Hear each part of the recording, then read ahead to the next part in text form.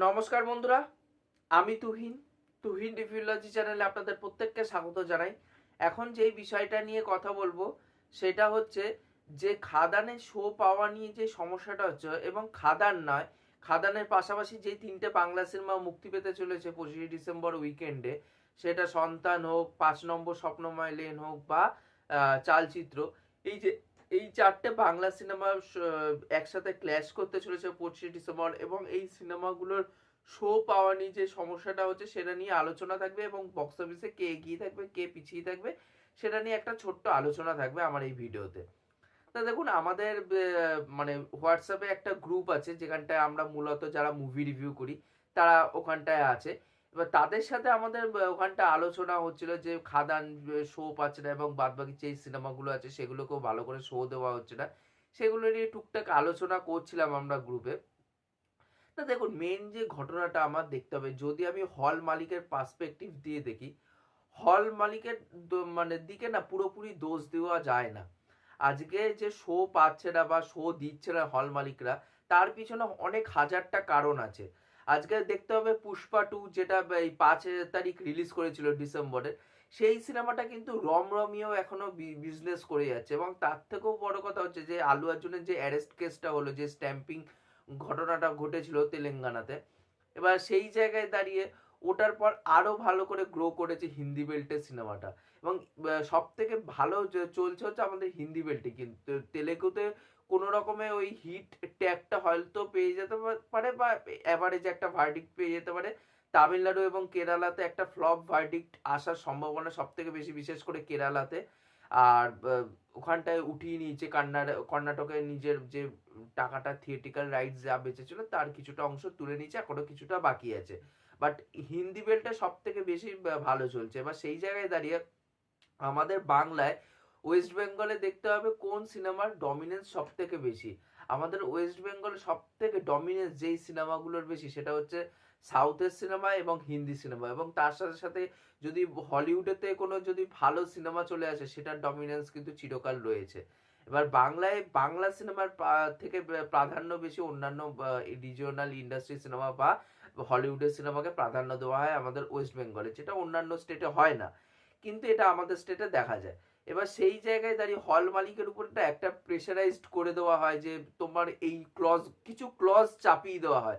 যেরকম জাওয়ানের টাইমে ক্লজ চাপিয়ে দেওয়া হয়েছিল যে জাওয়ানকে শো দিতে হবে, যেগুলো সিঙ্গেল স্ক্রিন ছিল, শো দিতে হবে, নো শো শেয়ারিং, এরকম একটা কিছু ক্লজ চাপিয়ে দেওয়া হয়েছিল। পাঠানের সময়ও সেম হয়েছিল, পুষ্পার টাইমেও কিন্তু সেম জিনিসই কিছু না কিছু একটা হয়েছে, যে এরকম এতদিন রান টাইম থাকতে হবে এবং প্রাইম টাইম যে শোগুলো আছে সিঙ্গেল স্ক্রিনে সেগুলো আমাকে দিতে হবে। তাই এই যে এই ব্যাপারগুলো, এই যে এই দিকপত্রগুলো কিন্তু চাপিয়ে দেওয়া হয় সিঙ্গেল স্ক্রিন হল মালিকদের ক্ষেত্রে। আর অন্যদিকে যদি সন্তান বা দেখি, সন্তানের দিকে যদি তাকায়, সন্তান তবুও একটা ভালো শো পেলেও পেতে পারে, তার যেহেতু একটা এসবিএফ এর ব্যাকিং আছে বলে, তার জন্য। কিন্তু অন্যদিকে আরেকটা হিন্দি সিনেমা যেটা বেবি জনের মতো সিনেমা, সেটাও কিন্তু মুক্তি পেতে চলেছে কিন্তু এই 25 তারিখ। এবার বাংলা সিনেমার থেকে হিন্দি সিনেমারও প্রাধান্য এখানটা বেশি। এবার হিন্দি সিনেমা যেহেতু আসবে, তখন ওখানটা কিন্তু মানে সিনেমা ভালো হোক খারাপ হোক যাই হোক না কেন, প্রথমে তো ওরা এসে প্রেশারাইজড করবে এবং চাপাচাপি করবে প্রত্যেকটা সিনেমাকে। কারণ বহুরূপীর ক্ষেত্রে আমরা দেখেছিলাম, বহুরূপী যখন চলছিল ভালো, বহুরূপী খাদান সব থেকে বেশি ভালো চলছিল, শাস্ত্রীটা একটু আন্ডার পারফর্ম করছিল, তবুও শাস্ত্রী যেইটুকুনি হল পেয়েছিল সেই জায়গায় ভালো পারফর্ম দেখাচ্ছিল মোটামুটি। কারণ শাস্ত্রী তো হিউজ লেভেলে কোনো স্ক্রিন পায়নি যেটা বহুরূপী বা টেক্কা পেয়েছিল। এবার সেই জায়গায় দাঁড়িয়ে যখন বহুরূপী টেক্কা ভালো চলছিল, তখন কিন্তু টেক্কা তারপর পরবর্তীকালে একটু ডাউনও হয়ে যায়, কিন্তু বহুরূপী মেনলি আমি এখানে মেনশন করতে যাবো। বহুরূপী যখন ভালো চলছিল তখন কি হলো, কি মানে 4-5 দিন পরেই আসলো কি, জিগরা এবং ভিকি বিদ্যা কি ভোবালা ভিডিও আসলো, বহুরূপীকে চেপে দিল। তখন শিবপ্রসাদ মুখোপাধ্যায় কিন্তু এটা নিয়ে কথা বলেছিল সোশ্যাল মিডিয়াতে। পরবর্তীকালে আবার যখন এই সিনেমাগুলো চললো না, আবার বহুরূপী নিজের শো পেয়ে গেল।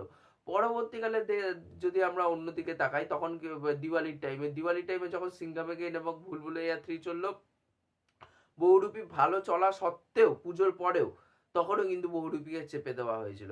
তো এই যে এই জিনিসটা কিন্তু বাংলা সিনেমার ক্ষেত্রেই আমরা দেখতে পাই, যে বাংলা সিনেমা ভালো চলা সত্ত্বেও কিন্তু বাইরের সিনেমা এসে ডমিনেন্স এখানটা করে।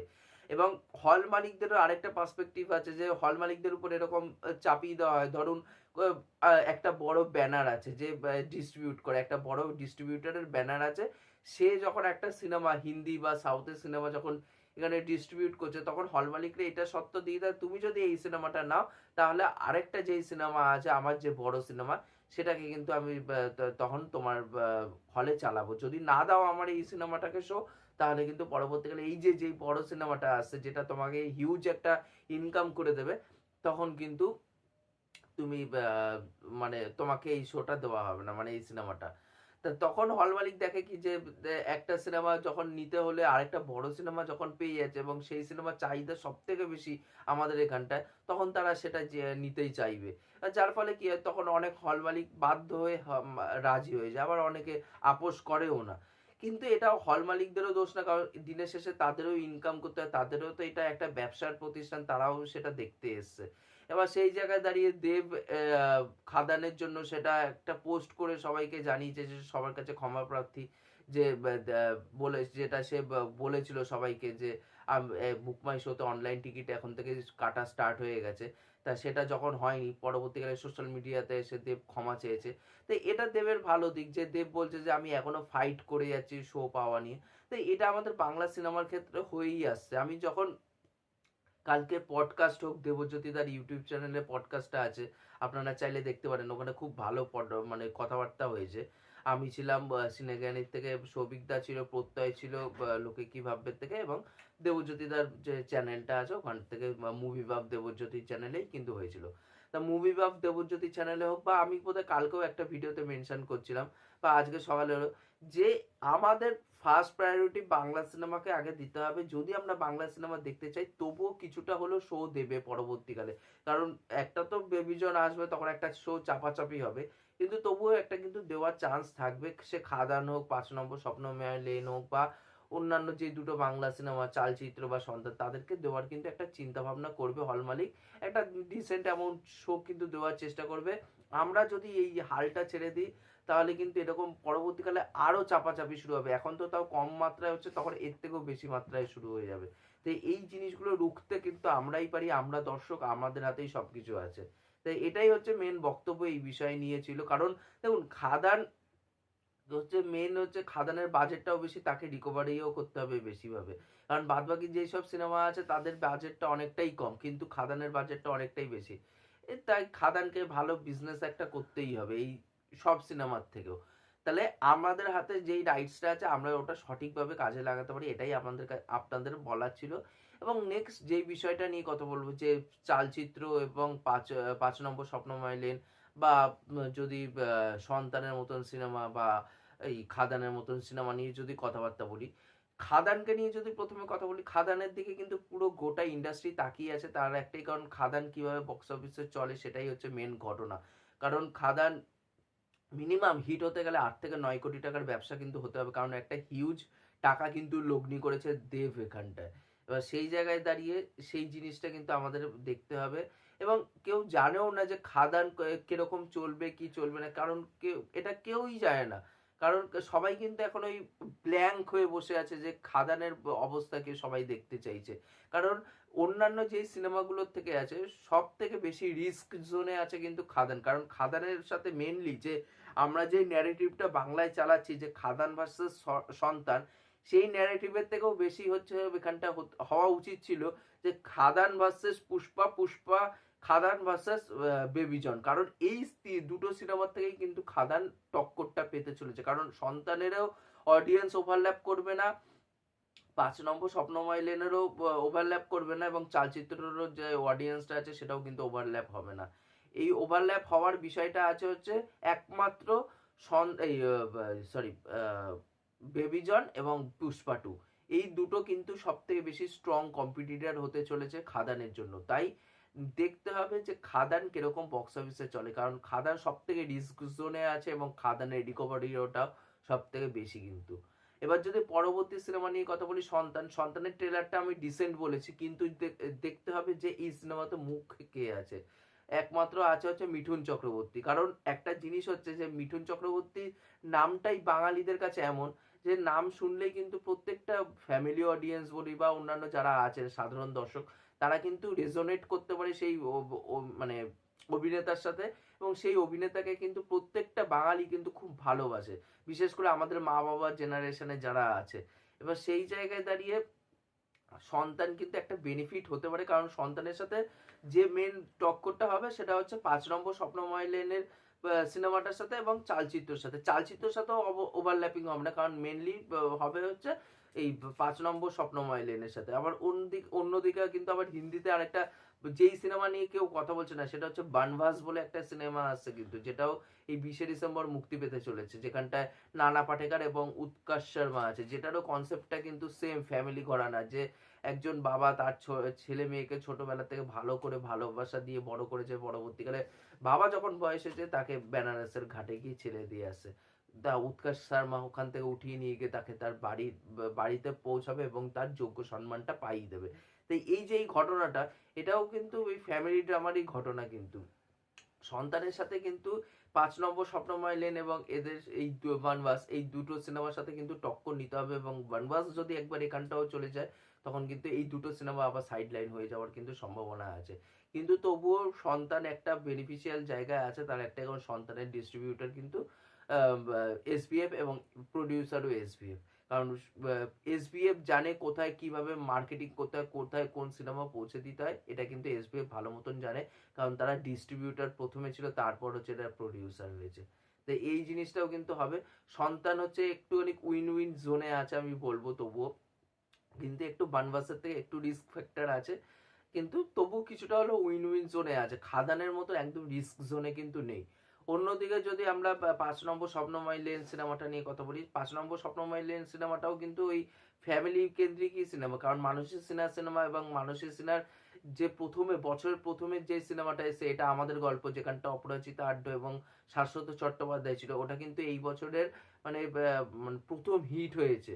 এবার সেই জায়গায় দাঁড়িয়ে অডিয়েন্স মানুষের সিনেমা কিন্তু একটা ছোট্টখাটো হলো একটা আলাদা ফ্যান বেস আছে, মানুষের সিনেমার নাম শুনলে তারা হলে দেখতে চাইবে, এবং মানুষের সিনেমার যেই অডিয়েন্সটা ওই সিনেমাকে হিট করেছে, এটা আমাদের গল্প, এবার তারাও ওই সিনেমাটা হলে গিয়ে দেখার কিন্তু চেষ্টা করবে।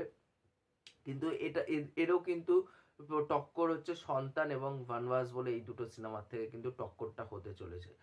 তার দেখুন যে 5 নম্বর স্বপ্নময় লেনের যে ট্রেলারটা, সেটা আমার ভালো লাগেনি সত্যি কথা বলতে গেলে। যে অডিয়েন্সকে টার্গেট করে বানানো হয়েছে, সেই টার্গেট অডিয়েন্স যদি আসে, কারণ দেখুন সবার জন্য একটা সিনেমা বানানো উচিত, ইউথদের জন্য, তারপর হচ্ছে যারা বয়স্ক আছে তাদের জন্য, প্রত্যেকের জন্য সিনেমা হওয়া উচিত।